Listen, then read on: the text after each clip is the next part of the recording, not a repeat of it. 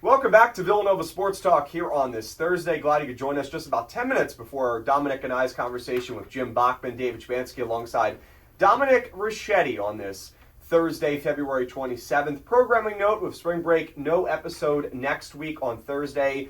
We'll be back probably the week after that. Stay up to date on my social media at WXVU David S. with the Big East tournament coming up. It may be a Dominic Richetti possibly solo show. I don't know. Here. Or okay, so we didn't talk about it. I'll be so, up there. but we may move up the show to a Monday or Tuesday with the Big East tournament, or maybe live from New York. We might do a remote broadcast. Saturday night? Yeah, stay tuned. Not quite SNL, but stay tuned for that. I'll post it on our social media at WXVU David S. It's my Twitter, the station at WXVU, and as well on Instagram at WXVU.sports. Talked about men's basketball. Time for women's basketball. Dominic, Cats with a 56-54 win over Butler last night at the Finn. Similar to the men's win over Seton Hall, it doesn't do a whole lot for their March Madness chances because they should have beaten Butler 5-13 in conference play. But this is a team that lost their leading scorer, Caroline Strand, 2 months ago with injury, and they still battle. You have to give them a lot of credit. They went through a big losing streak, but they didn't give up. Good job by Coach Parkinson there in Butler and in Indianapolis to keep this team going. And Ryan Allen eventually with the shot of the game. Butler made some big threes down the stretch. Villanova had a lead in the first half, but couldn't really extend it too far. Butler stayed in the game, went on a 21-10 run in that third quarter to take a 5-point lead, but Villanova battled right back. And again, Ryan Allen with the game winner. That's one of our poll questions. Who is the player of the game? Ryan Allen has to get a lot of consideration. Once again, performing well off the bench, 10 points. 4 for 9 from the field, also grabbed 4 rebounds. And, looking back at that play, Bosco, right, with about 3 seconds, was attacking the basket, missed the layup, rolled off the front of the rim, almost got the bounce in. And that was a really tough rebound for Allen to have the putback. She had the two Butler Bulldogs on each side, and she was able just to grab the rebound and get it enough to get it in the basket with about 0.4 seconds left on the clock as time was about to expire. So not technically, I guess, a buzzer beater, but pretty much game was over. So Ryan Allen, though, great performance, and that's where we're going to start with women's basketball. Yeah, just starting with her, she's really coming to her own. Similar to how Jordan Dumont over the past couple weeks has been playing great. I thought Ryan Allen, it's been really, really important for Villanova. Not only in the past few weeks, but all season long, she's just been so good for them. She's been playing a lot of minutes, in the Big East, and she adds a lot, a threat to score at least off the bench that sometimes I feel like this team can struggle with. But I thought she played great yesterday. Had 10 points and 4 rebounds in 22 minutes, which is really, really good. 2 blocks as well. So definitely the star of the game. She did a great job. Playing her role really, really well too. And then just being in the right spot at the right moment. That's a sign of a high IQ basketball player. So credit to her for being in the right spot at the right moment to get that putback to go in. And a huge win for Villanova. I think their March Madness hopes may have slipped away because of that loss to Providence during the weekend. So still fighting. If they maybe beat Creighton on I think the game's Sunday, they might sneak back in, but it's going to be pretty hard to do that. Creighton's a very, very good team, and we called that the first Creighton game between Villanova and Creighton a couple weeks ago, and I thought Villanova played Creighton okay. I didn't think they played them great. But again, anything's possible in the Big East, and Villanova's a very talented team. If Maddie Weber has a spectacular game, if Josh Bosco does her thing too, so I'm excited for that Creighton game, see how Villanova plays them. But great win over Butler. Again, not their best basketball, but they fought back. One thing I think they really, really need to work on as the season comes to a wrap is you can't have these low-scoring quarters that they're so used to having. In the first quarter, 11 points. In the third quarter, 10 points.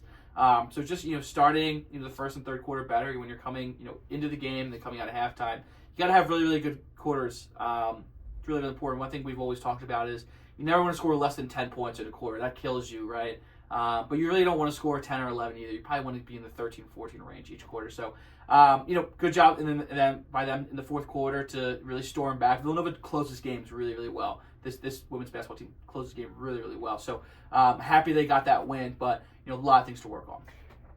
Yeah, I agree with you, Dom. Unfortunately, like you said, the March Madness hopes are probably over, right? Yeah. You had to beat Providence, win out. Even if you beat Creighton, you probably don't get in because you have to jump so many teams. Yeah. A ranked win does help you significantly, but I don't know if it does enough.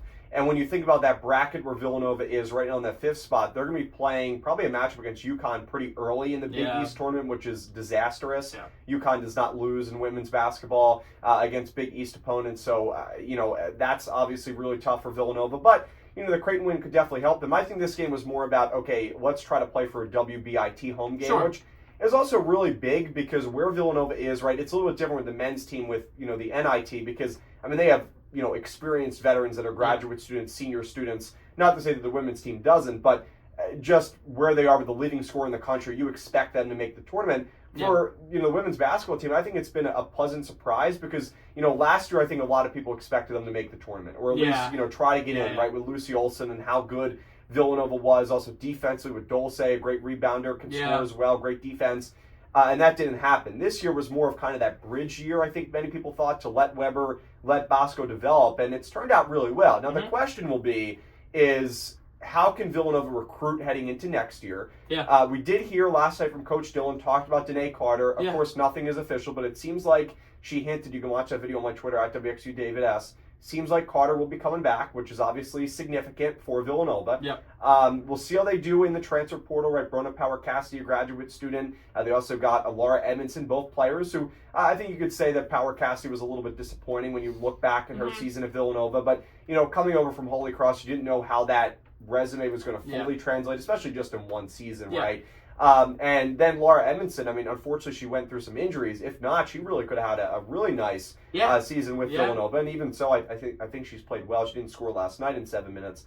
But on senior night, Villanova got the job done with Ryan Allen leading the way. Danae Carter, 12 points. Maddie Weber, 12 points. And then Jasmine Bosco, 37 minutes, 15 points for Bosco. Coming up, Villanova will take on Creighton down, right, we talked about it a little bit. Creighton 23-4, 15-1. Do you want to guess their only conference loss?